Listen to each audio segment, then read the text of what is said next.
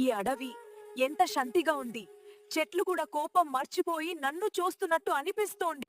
ఈ పంచవతి ఇక్కడ గాలి కూడా ఒక కథ చెప్పుంది. ఒక ప్రేమ కథ లేదా ఒక వినశ కథ, అది కూడా ఈ క్షణం తెలియదు. నదులు ఎంత ప్రశాంతంగా పరుగుతున్నాయో చూస్తుంటే నా జీవితం కూడా ఇలాంటి ఒక ప్రశాంతత కోసం ఎదురుచూస్తుంది అని అనిపిస్తుంది. లోకం నన్ను రాక్షసి అని పిలుస్తుంది, భయంతో చూస్తుంది. కాని ఈ కళ్ళలో భయం కన్నా ఎక్కువ ఒక అమ్మాయి కోరిక ఉంది. ప్రేమ నాడితే తప్పువా, హృదయం పలికితే పాపమా? రాక్షసి అయితే మాత్రం ప్రేమకి అధికారం లేడా? ఈ అడవిలో అడుగు వేసే ప్రతి క్షణం నా జీవితం ఒక కోట దారి తీసుకుంటున్నట్టు అనిపిస్తోంది. ఈ రోజు ఈ పంచవతిలో నేను శూర్పణఖగా మాత్రమే కాదు, ఒక ప్రేమలో పడబోయే అమ్మాయిగా నిల్చున్నాను.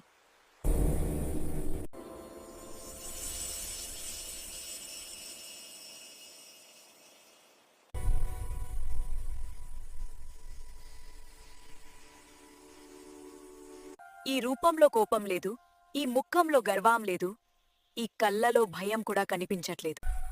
ఇలాగంటి శాంతం నేను ముందు ఎప్పుడు చూడలేదు. యుద్ధాలు చేసిన వీరుల్ని చూసను, రాక్షసుల్ని, దేవతల్ని చూసను. కాని ఈ మనిషిలో మాత్రం ఒక అద్భుతమైన మానముంది. ఈ వనంలో ఇన్ని శబ్దాలు ఉన్నాయి, కాని ఈ క్షణంలో నా హృదయం మాత్రమే గట్టిగా మాట్లాడుతోంది. ఈ మనిషి నా జీవితాన్ని మర్చేసదు అని నేను ఎందుకు అనుకుంటున్నా తెలుసా? ఎందుకంటే ఈ క్షణం వరకు నేను రాక్షసి మాత్రమే. ఈ క్షణం నుండి నేను ప్రేమలో పడిన ఒక అమ్మాయి. రామా, నిన్ను చూడగానే నా గుండె ఒకటేసారి ఆగిపోయింది. ఈ అడవిలో ఎంత భయంకరమైన శబ్దాలు ఉన్నా నీ దగ్గర మాత్రం ఒక శాంతి దొరికింది. రాక్షసులకు కూడా మనస్సు ఉంటుందని ఎవరు నమ్మలేదు రామా. కానీ నా మనస్సు మాత్రం నీ పేరు పలికిన క్షణంలో ఒక అమ్మాయిలా మారైంది. నేను రూపం మర్చగలను, కాని నా హృదయం పుట్టిన ప్రేమని మర్చలేను. ఇది మోసం కాడు, ఇది నా జీవితంలో మొదటి నిజం. రామా, నన్ను రాక్షసి అని చూస్తావా, లేదా ఒక ప్రేమలు పడిన అమ్మాయిలా చూస్తావా? నీ మాటలు నేను వినకుండా ఉండలేను. ప్రేమ అనే భావం జాతి, రూపం, జన్మ చూసుకోదు అని నాకు తెలుసు. కాని నా మార్గం ఒకరితో కట్టి పెట్టబడింది.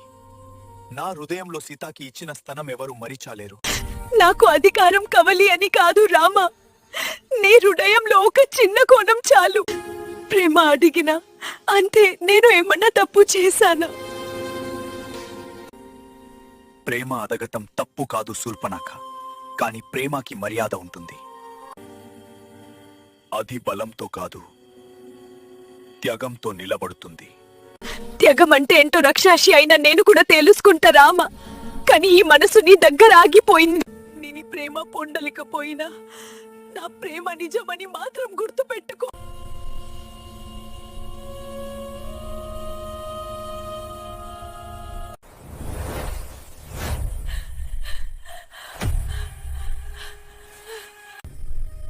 అన్నా, ఈ అడవిలో ఈ వేళ రాక్షసి రూపంతో ఉన్న ఈ అమ్మాయి ఇంకా ఇక్కడ ఎందుకు నిలబడుతుంది?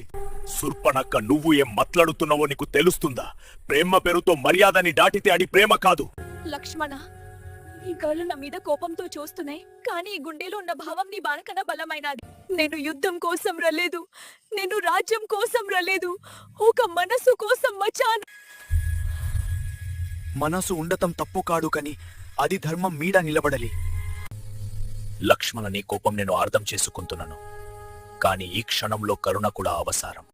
అంతేనా రామా? ప్రేమకి రాక్షసి జన్మ శాప అయిపోతుందా? ఈ రూపం నేను చూసుకోలేను, కానీ ఈ ప్రేమ నేను చూసుకున్నా. శూర్పణఖ, నీ మనసు ఇప్పుడు బాధలో ఉందని నాకు తెలుసు, కానీ బాధ కోపంగా మారితే అది వినాశనం అవుతుంది.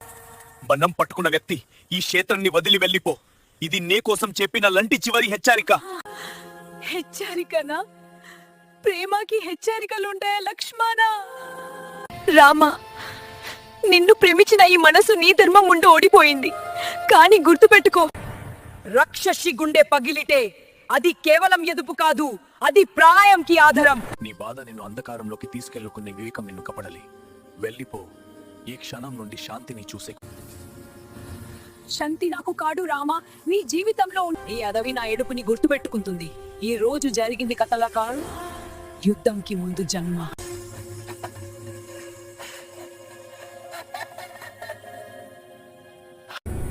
అన్నా రవణ, ఈ అడవిలో నా మనస్సుని చంపేశారు, నా ఆత్మని కాల్చేశారు. నా చెల్లి ఐదవద మీ లంకలో చాలా కాలని తర్వాత వింటున్నాను. చెప్పు, ఎవరు ఆ ధైర్యం చేశారు? రామా, అయోధ్య రాజకుమారుడు. రామా లో ఆ పేరు ఈ భూమి మీద ఇంకా ప్రతిధ్వని కావాలా? నా గుండె పగిలింది, దానికి బదులు నీ ఖడ్గమది పలికేలా చెయ్యి. చెల్లిని అవమానం నా అవమానం. ఈ రామ ఎవరు నేను చూడాలి.